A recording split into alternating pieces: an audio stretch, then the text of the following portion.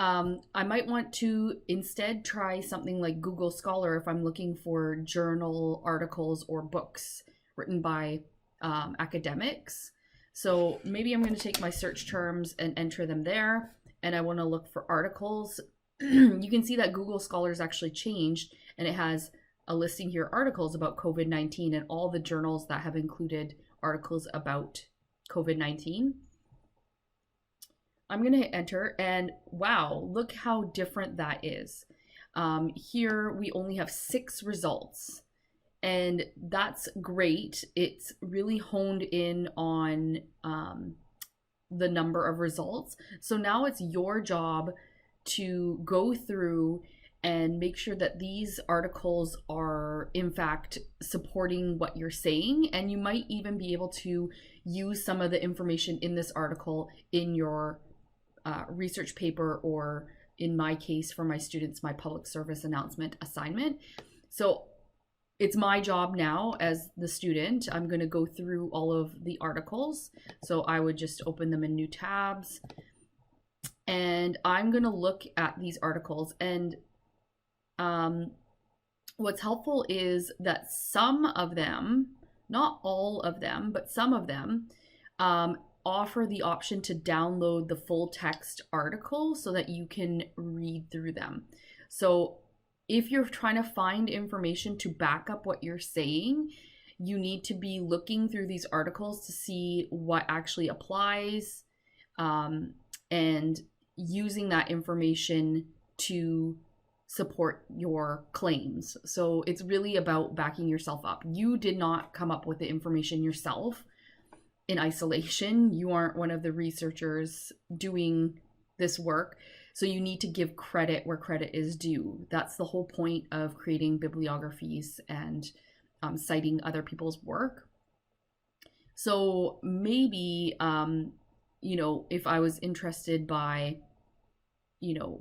personal protective equipment, how I can stay safe while I'm self-isolating or something like that. I might want to cite some information about face masks and shields and how effective they are. There's more articles I can refer to. You can go down a rabbit hole with this stuff. There's tons of information out there.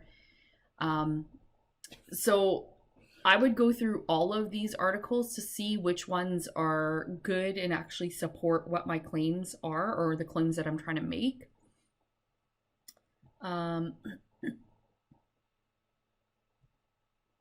So maybe I want to talk about how to build an efficient immune system, and I might want to use some of the points here, like eating better stuff and reducing the amount of sugar that I'm intaking. So we know that sugar is not the greatest thing to be consuming, and it does kind of mess with our systems.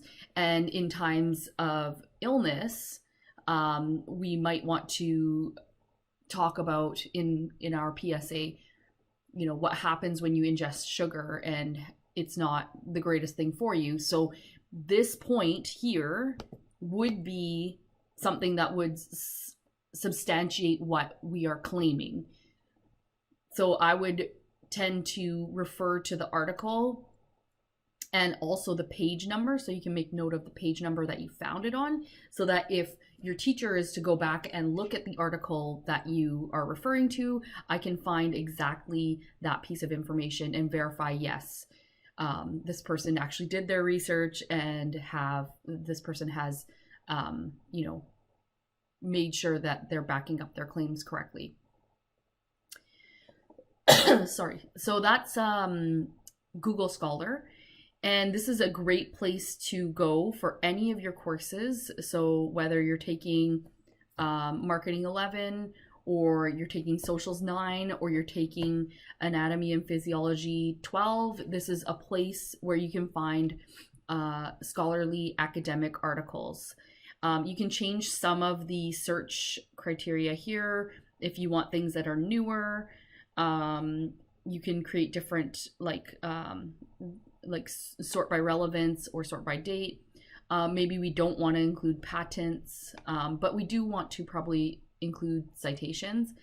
What I can show you here as well in Google Scholar is that there is this quote, um, and it says cite.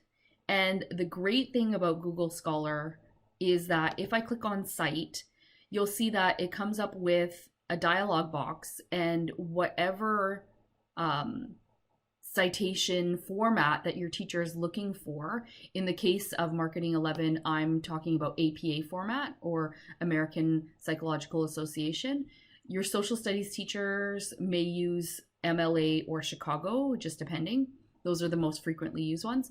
And I can directly copy this, Control C, and then paste it into a Word document under my bibliography or works cited, however I want to be using that.